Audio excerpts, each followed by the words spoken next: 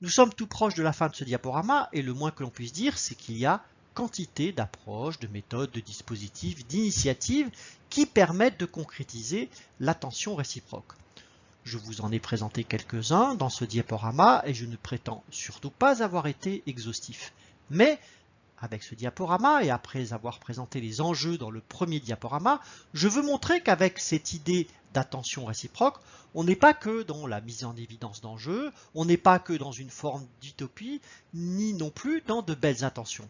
Je voulais montrer qu'on peut concrétiser l'attention réciproque de manière diverse, qu'elle est activée plus ou moins dans beaucoup d'organisations, un peu comme finalement M. Jourdain fait de la prose, mais certainement de manière insuffisante.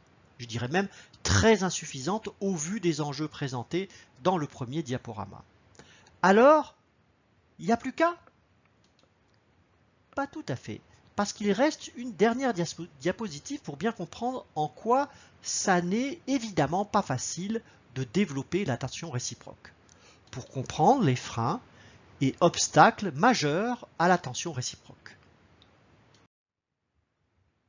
Voici les 1 plus 4 freins, donc ça fait 5, tels qui me semblent les plus importants, et il ne s'agit surtout pas de les sous-estimer. Le premier que j'ai appelé dans un article sur la QVT.fr fin décembre 2016 le PFT, le putain de facteur temps. Et ne nous le cachons pas, s'il y a souvent déficit d'attention mutuelle, c'est par manque de temps.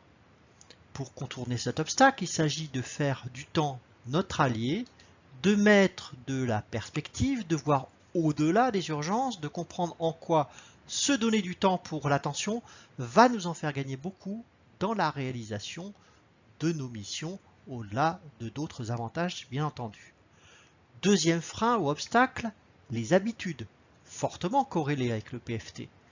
On est souvent enfermé dans des habitudes et même si on voit bien tous les impacts négatifs, elles ont un côté confortable et surtout, on ne se sent pas l'énergie suffisante d'en sortir. Pour se donner la chance de pouvoir en sortir, c'est bien une prise de conscience des enjeux et le fait de se donner du temps qui seront les clés. Pour les 3 derniers freins et leurs remèdes, je vais m'appuyer sur la théorie U que j'ai évoquée précédemment. Troisième frein, le jugement. Et Dieu sait que nos capacités en la matière sont en moyenne extrêmement développées et cultivées, et soyons honnêtes, jugement plutôt versant négatif. Pour sortir du jugement lapidaire, il faut déjà se donner du temps pour éviter les raccourcis et les stéréotypes. Et c'est l'ouverture de l'esprit qui permettra de chercher les faits, rien que les faits, et s'intéresser à la réalité. Quatrième frein, le cynisme et l'égocentrisme qui font dire ou penser « oui mais bon, ça n'est pas mon problème ». Et c'est l'empathie, la capacité à écouter qui vont permettre de connaître les perceptions. Et dernier frein, la peur et l'impuissance, la peur de l'inconnu. Le fait d'envisager un changement d'habitude peut faire peur. Et puis il y a aussi le sentiment d'impuissance tellement présent dans la société d'aujourd'hui, d'autant plus avec un éclatement du collectif qui fait que chacun se trouve seul face à ses problèmes ou à des problèmes qui semblent le dépasser et ne voit pas comment il pourrait changer les choses seul.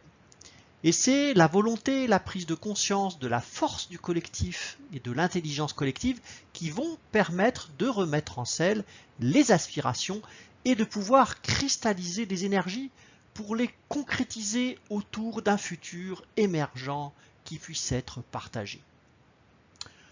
En vous souhaitant de faire émerger individuellement et collectivement, grâce à l'attention réciproque, un futur dans votre organisation où votre propre qualité de vie au travail et où la qualité de vie au travail dans votre organisation apportera de belles satisfactions à tout le monde. Et déjà, dans un premier temps, l'attention réciproque donnera plus ou encore plus de douceur, de bienveillance et de reconnaissance dans votre quotidien au travail.